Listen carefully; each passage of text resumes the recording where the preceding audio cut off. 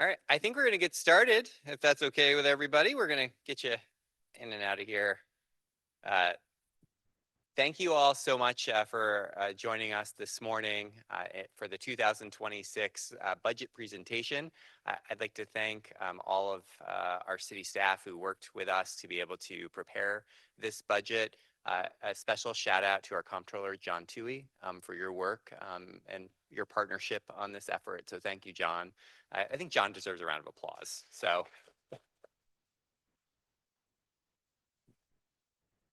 I also would like to thank our Common Council members that are here with us today. Thank you all very much for your support. This is really where your work begins after today, and so you can relax this morning. But after today, it's all yours. And so thank you. And I also would like to thank our county executive for joining us today. Thank you, Jen. Very much appreciated. So we today is also for me just personally. I just want to take a note. I lost my aunt a couple of days ago, Roseanne Noble, the wife of a longtime city common council member, Jim Noble. She's being laid to rest this morning, and so I'm not able to be with my family. But I do want to just send her love to the Noble family during this unexpected and difficult time. So thank you all for that. So we have a lot to look back at when we think of 2025. We really were able to work together as a team to deliver some really amazing projects here in the city of Kingston. One of, I think, our crowning achievements and something that will be very visible tonight at homecoming for the Kingston Tigers is Dietz Stadium. And we were able to officially cut the ribbon this past spring, and it's been so wonderful to see so many people utilizing the stadium, bringing their families, really being able to have that free community experience that outdoor recreation and our Parks and Recreation Department strives to provide every single day. And so being able to have the stadium looking as amazing. My communications director, Summer Smith, and I were looking at some previous budget presentations, and we pulled up a slide from 2023 that showed it in the middle of construction, and to now see it be finished and looking great is just remarkable. Same thing, I know we all drive to see the county executive often at the county office building, and so you're on Clinton Avenue, and to be able to think that just a few short years ago, you would mostly be just sitting in traffic, almost backed all the way up to the new roundabout. And now it's not only safer for our pedestrians, it's a much more beautiful entryway into historic Uptown Kingston. So we're excited to be able to get that project done. So big shout out to the engineering department for helping to see that project to fruition. We also acquired our very first open space acquisition earlier this year.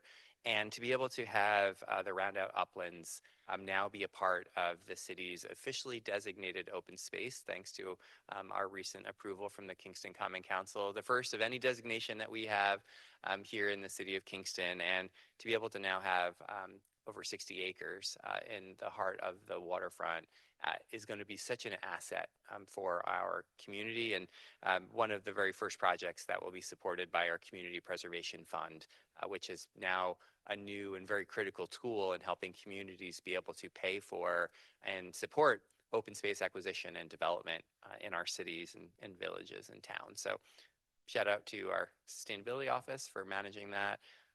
And we're just super excited about the future of that project. And speaking of parks, we also had the opportunity to see the vision of our community unfold in front of us, literally here on Broadway, with Post Office Park.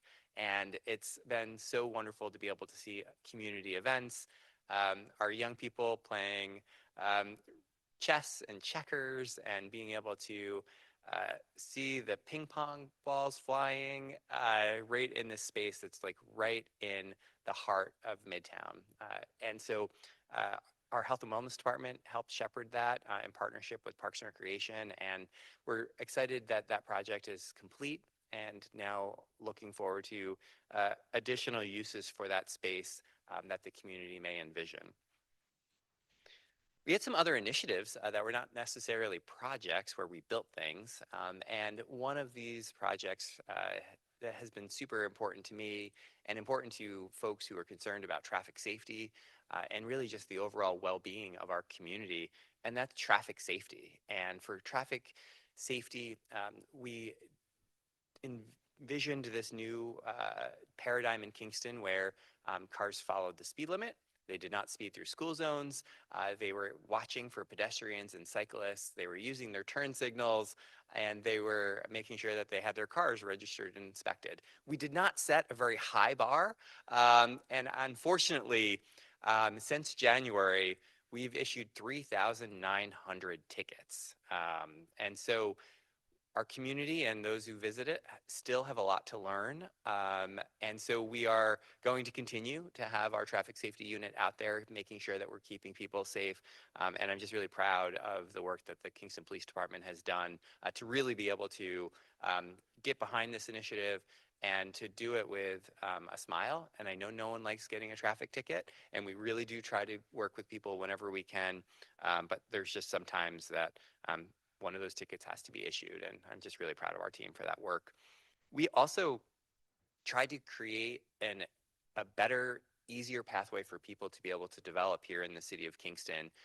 And so our planning department led a brand new launch of this new online tool for people to apply and keep track of all of the amazing projects that are happening here in the city of Kingston. And so this is a current look at our planning website where you can go in and find all of these details and comments and plans and reviews of each and every project, both for the planning board and also on our city planner, Sue Cahill's and her team's desks. So you can really keep an eye on what's happening in the city of Kingston and learn more, see images, see pictures, and really be able to give your feedback to make these projects as best they can be. So kudos to the team. And what's even better is that this software, which is now being spread across New York State and being adopted by cities and towns just like ours, was created right here in the city of Kingston and is employing people right here in the city of Kingston. And so it's very exciting, and I'm proud to be able to be one of the first to have this new program being utilized.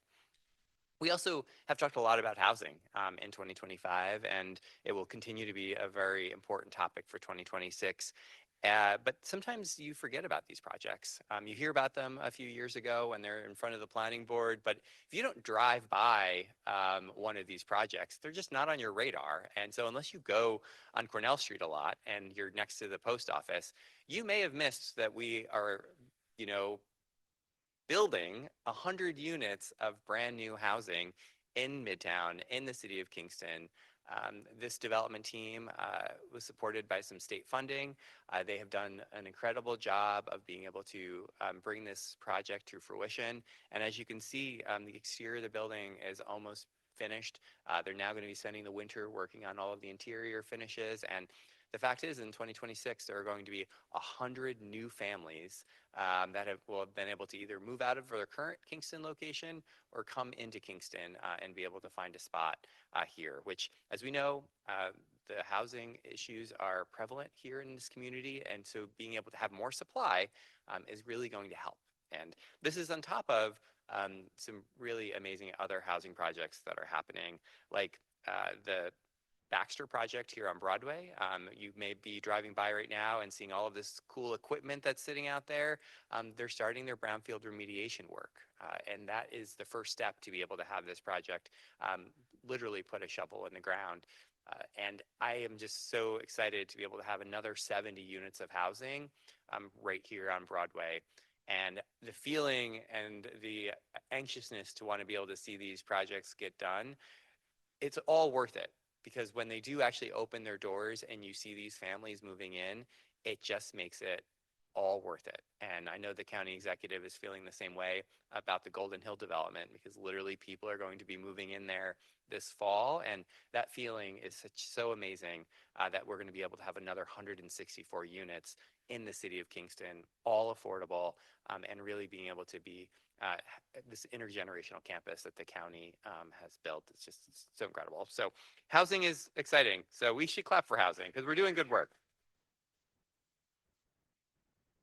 So for folks who've attended our budget addresses before, while it's important to talk about the high level work that we're doing in the city, we have always taken a very in the weeds approach to our budget. You'll see our budget posted online and very accessible. We try to be able to make the budget be able to let you know exactly what we're spending our money on. And so today, we're not going to change our format at all. We're going to go into the weeds on what this new 2026 budget is going to look like. First, though, I want to talk about some of the financial pressures. And if you've been following what's been happening in the economy, none of this is going to be super new to you. Our comptroller has done a really incredible job each month being able to let the Common Council members who sit on the Finance Committee know what's in store for this year and next and the year after that. And so I hope that we're going to be able to display this in a way that makes sense. And uh, first, let's talk about where do we spend our money? And one of those is personnel costs. They are literally, for the city of Kingston, our personnel are our greatest asset, and they do the work. And that means it's a large part of our budget. And as you'll see in this slide, 41.6%, about $26 million of our $60 million budget is spent on personnel costs. Employee benefits are the other side of those personnel costs. And so if you look at the benefits, 20 million, that's 20.9 technically, but $20.9 million is spent on employee benefits. That's another 33%. So when you look at how much we're spending, that pie is already getting smaller and smaller. And every year, unfortunately, that is taking up a larger and larger part of the pie. If you look at our family health plan costs, so my first year, 2016, it cost $22,000 for the city of Kingston to have a family plan, which paid for our employees and their families' health insurance. In 2025 and 2026, as we go forward, we're currently at $40,500. So in 10 years, less than 10 years, we have seen our health insurance costs almost double. And we don't even have the 2026 rates yet. And so this is something that we are definitely concerned with. It is definitely something that, unfortunately, is generally outside of our control because what's happening in the insurance industry is just really challenging. And it has cost all of us in the local municipality world a whole lot of money. So we have to also talk about, well, how do we pay for these things? And this chart, which you may not be able to read, so I'm going to tell you some of these numbers on here. If you think about the pie, property taxes a few years ago were eclipsed by sales tax. We had some amazing years in sales tax. And so you'll see that sales tax, we receive about 20.3 million in sales tax. Real property tax, which is the taxes that we charge our homeowners and businesses, is about 19 million. And so you'll see that that is about 40 million total out of a $60 million budget. So the other 20 million or so ends up being some additional revenue sources. So we're going to go a little bit deeper into sales tax. And so you can see the numbers from 2020. We had about $14 million in sales tax revenue. It was pretty consistent up until we hit that pandemic level. And in 2021, our sales tax numbers jumped 21% in terms of the revenue that we were collecting. But what you'll see in the last couple of years, the growth of that revenue has started to go down substantially. And so we are now in that 2.5% to 3% growth rate the last 2 years. We are hoping that stays at that level, but we have some concerns about whether that's realistic. And so you'll see that our budget is conservative on sales tax because of what we see happening in the economy. We do think that there is going to be not the growth that we've seen in previous years. And so it is affecting just the bottom line of the budget very substantially. And so we're going to now talk about the new budget in 2026, and you'll see why all of this matters. So in 2026, we're proposing a budget that's $63.3 million. That's an overall increase in spending of 5.745%. That spending is one of the main, as you'll see, some of the main cost drivers we'll get into a little bit later. But it's an increase that is not being made up by sales tax or a growth in our city to the level where we're putting on more new buildings to be able to account for these spending increases. One thing that is important to note in our budget for 2026 is that fund balance is something that you may consider the rainy day fund. That fund had grown over the years due to some really wonderful budgeting by our city staff and by good decisions made by the Common Council. And so it got to a place where we could actually invest a substantial amount of money to be able to help balance the budget and not have taxes go extraordinarily high from one year to the next. And so we invested 2.9 million of that fund balance into this year's 2025 budget. That is not a sustainable number. We know that, we knew that, and so going forward, we are reducing the amount that we're taking from fund balance by over $1 million. And so this year, the budget will have a $1.4 million transfer from fund balance, which is getting back to more realistic numbers that we would have seen, 5 to 8 years ago. This chart also will be difficult for you to see, but it does really show where much of our funding is actually spent on. Public safety is a huge component of what we do. My job is to make sure that I protect the public health and the safety of our residents. And so over 44% is spent on public safety, which makes sense. That's what cities are supposed to do. General government is about 16%. And as you go around there, debt service is something that has grown here in the city of Kingston. While we have received lots of outside resources, the city has also needed to fix its house. We had to get our house in order. And so the amount that we're spending on debt has gone up. And so you'll see that also reflected in the budget with additional payments to be able to help pay down some of that debt. So now we talk about tax rates. Tax rates, starting back in 2016, we break our taxes up into two different categories, homestead and non-homestead. Homestead are all of our residential structures. So in 2016, the tax rate was $10.16. Over the last couple of years, due to some great economic activity happening in the city and really great budgeting by our staff, we were able to reduce those tax rates. And so in 2025, we were down at $9.87. Because of these economic pressures that we're facing, the tax rate is going to tick back up again this year to 10.78. For non-homestead, same thing. Back in 2016, it was $18.31.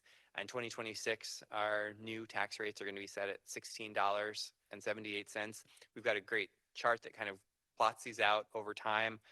You'll see that back in 2016, where tax rates were for both non-homestead and homestead, and kind of then where we are today. I think one of the things that's been most important for the city of Kingston is to stay as fiscally stable as possible. We worked really hard to lead with stability, and I think that you'll see by these numbers that we've also tried to keep our taxes as stable as possible. And I think for a city with everything that are thrown at cities and all of the costs that are passed down from state and federal governments, it's pretty amazing to be able to have a city be able to look 10 years and be able to have tax rates that are all basically within, a dollar of one each or less of one another. And I think that's just really good, work on our team's behalf and something, I'm really proud of. While no one likes to see their taxes go up at all, we have really done the best to be able to marry the investment in our community with the ability for our residents to afford, even though we know that these are difficult times. This is a look at what this new budget would do to a proposed homeowner here in the city of Kingston. The average assessed value of our housing stock in the city of Kingston is $185,000. So for those homeowners who have that assessment, this would be about an $18.66 increase per month over the course of a year. And we think that for that type of increase, we have really been able to show our residents that we are here to deliver for them. And we continue to make investments to be able to make sure that their police, fire, DPW, recreation, building safety, arts and culture, health and wellness, all of the government functions that happen in this building that really be able to help make the city work is able to do their job. And that includes this budget proposing some new capital equipment. We need to replace aging trucks, aging vehicles. Some of these trucks, I can't say that they're older than me, but there are trucks that are 10, 15, 20 years old that we need to be able to have replaced. And so this is our capital equipment list. This is less by a lot from years past, and that is because we have been able to purchase more of our equipment recently with actual cash and not actually having to bond for things. And so we've really been able to get our equipment to a place where our overall capital equipment list only equals about $830,000. And so for a city of our size, it's great that these are only the needs that we have in terms of our equipment. We also know that this cannot be, and we cannot continue to do all of this amazing work without bringing in outside resources. And we've continued to demonstrate that through all of our project managers and our grant management staff. We have about $75 million in our current portfolio. We have 64 active grant-funded projects that we're working on. And we have about 15 grants that still haven't been awarded yet, worth a couple $1 million for sure. So we're hopeful that we'll have a good fall and winter season when we hear back from some of these grants. We are continuing to invest in our public servants. You will see in this budget a couple of new priorities that we've put forth. One of them is to be able to adjust the pay scale of the Kingston Common Council. Our Common Council is one of the least paid Common Councils in the Hudson Valley and in the cities that we kind of compare ourselves to. And so this budget proposes a 4-year plan to be able to get our Common Council members' salaries from $10,000, where they are today, to $15,000 in 4 years from now. That is much more consistent with our brother and sister cities, and really also shows the amount of work that our Common Council members are being asked to do. And so I hope that this is supported. It is, again, very slow incremental increases to be able to get to that place, but I do believe it's important to be able to help support people of all walks of life being able to run for office and hold down the work that's needed here. We also are proposing through an allocation in the budget to be able to make sure that all of our city employees have a cost of living increase budgeted for 2026. And so that is also in, as well as a new position that is important to me. I think it's important to our constituents, and that's to be able to add additional support to the building safety department. That includes hiring a director of enforcement and compliance. We have amazing staff who go out every day to be able to make sure that people are living in quality housing conditions. But we find, unfortunately, that sometimes they are not, and we write a lot of violations. This person's responsibilities will be solely focused on being able to make sure that we are doing everything that we can to take those violations and turn them into either court actions or the apartments being fixed in a timely manner. And so right now, with everything that's happening in the city in terms of growth and the thousands of building permits, having someone be able to focus on this area will really greatly expedite and make clear that we are going to hold people accountable if they're not keeping their conditions of their building or their business or their house in working order. So that's a big investment, but it's an important investment for us here in the city. And we are going to, continue to invest in our staff because they are literally the lifeblood of the city of Kingston, and we need to be able to support them.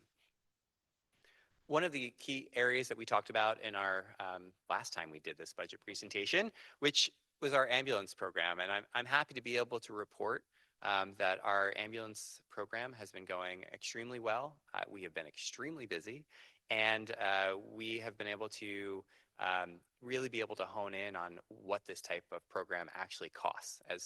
When we pitched this and move forward with it, we were doing it in a way that, we just needed to get it done. And now we have a whole year's worth of numbers and a whole year's worth of expenses.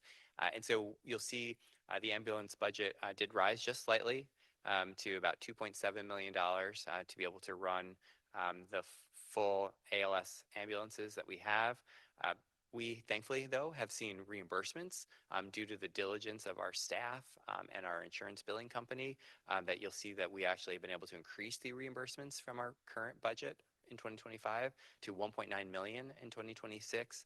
And thanks to the leadership of our county executive, Jen Metzger, and her team, we have now been given the opportunity to receive critical EMS funding that didn't exist before from county government. And so we are really proud to be able to be a partner with you, to be able to make sure that we are delivering EMS services, not only to our City of Kingston residents, but to also the jurisdictions around us that may not be able to have access to the life-saving support services that they need. And so with your funding, it really does help support this budget, and you'll see that reflected in the new 2026 budget. So we've talked about the numbers, but now I want to at least talk a little bit more about some of the things that this budget's going to help provide for all of us. And so first, something that's near and dear to my heart and something that we have been moving forward very rapidly is composting. I know people have heard me talk about it before, but literally we are paying $135 a ton to ship a banana peel to Seneca Meadows, which is way out in Seneca Falls, New York. I would much rather pay $20 a ton to ship that banana peel to the Ulster County Resource Recovery Agency and then have it turned into compost that I can then put on my garden. And so much better use of taxpayer resources. And so with that, our sustainability office received in partnership with DPW a large grant to be able to help support the ability to get curbside composting kicked off in April of 2026. We should clap for that. I'm excited.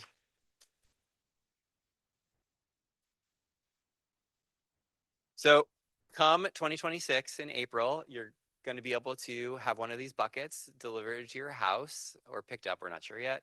But we are going to open very soon your ability as a resident to go on our website and sign up to let us know that we should order you a bucket. And then we're going to be able to get these distributed and be able to really reduce our solid waste costs, which, as we know and as we've heard, we have a solid waste crisis. We don't have any place for this stuff to go. We can remove up to 30% of our solid waste just by composting, and it's a whole lot of weight. And so we're excited about this. But of course, launching a new program, we also need new vehicles. And so thanks to a DEC grant as well, we have ordered and purchased and hopefully by June of next year have delivered 2 brand new electric Packers, refuse vehicles. So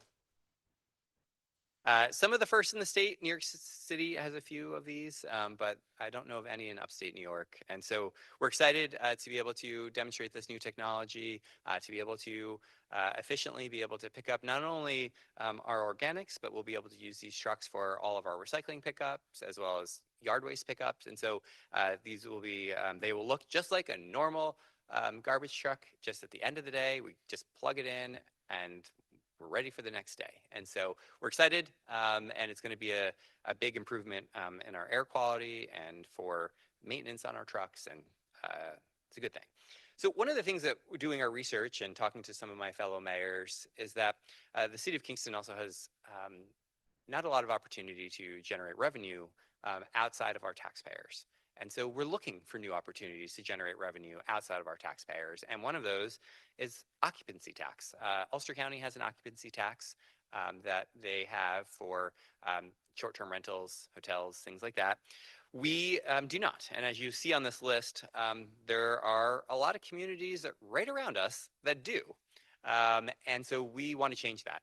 So hopefully, in partnership with the Common Council and the state of New York, we will be able to have home rule legislation that will give us the opportunity to have up to a 3% lodging tax for folks who are coming from out of town to stay in our hotels here in the city of Kingston. It is not a fee that is generally paid by local residents. It is something that also is able to support all of the work that we do to be able to help support our tourists. We're often asked, do we have resources to be able to help sponsor this event, to pay for this, to market this, and we say no, because the city of Kingston does not have those types of resources at all. And so this may change that in the long term. And so we are excited to be able to launch this, and I look forward to working with the Common Council to be able to get this program up and running. And so you will see revenue from a proposed project, in the budget that reflects that. One of the other projects that we're happy to be able to announce that we have been working on diligently this year, and something that our budget will help support launching for next year, is a brand new City of Kingston website. This is what it looks like right now. It's almost done, and we're really excited to bring our website, which hasn't really been updated substantially in over a decade or more. And so we're excited to be able to get more user-friendly interfaces, more mobile-friendly interfaces, and really be able to just connect people to all of our amazing city services a whole lot easier. We also are using technology to be able to understand how people drive in this city. So you won't be able to see this very well, but the general concept is that there's data out there in the world about how fast people are driving based on the phones that their cars are connected to. And so we can look at this moment, and our traffic safety unit is using this technology today to be able to understand how fast are people driving on our city streets right now. And so this is a pull-up of Lucas Avenue. The average speed on Lucas Avenue is 27 miles per hour. The 85th percentile is 34 miles per hour. The max speed is 47 miles per hour on this day. And this gives us a sense of exactly where we need to place our resources and where are we seeing problem areas in our city. And so we are able to get out there before we get the complaint from a resident that people are speeding on their street. They don't need to call us anymore because we now know where people are speeding on their streets. And so this new technology is also supported in our budget, and we're just really excited to be able to have access to these technologies and a police department that's willing to accept them. So thank you. And last but not least, I'm super excited about wayfinding. Not everyone is super excited about wayfinding, but we have been working all year to be able to design, implement, and actually get built, and they're being built as we speak, brand new signage for all across Kingston that will let people know where our business districts are, where you are when you come into Kingston off the roundabout, which business district you're in based on the color coding of the signs, where the public parking is, where all of our cultural amenities are. And we're just really excited about making sure that our city is more accessible even to our local residents about where to park and where they can go, and finding everything that is awesome in our city. We just don't have any signs. So that will change. So over the next month and a half, 2 months, you're going to start to see us out there pouring foundations and getting all of this work done. And this was paid by ARPA. So it's also fully grant funded from the federal government, no local taxpayer dollars. And so I think it's going to be a great benefit to us as we wrap up this year. And so that concludes the 2026 budget. You can find it on our website, kingston-ny.gov/budget 2026. And thank you all for coming.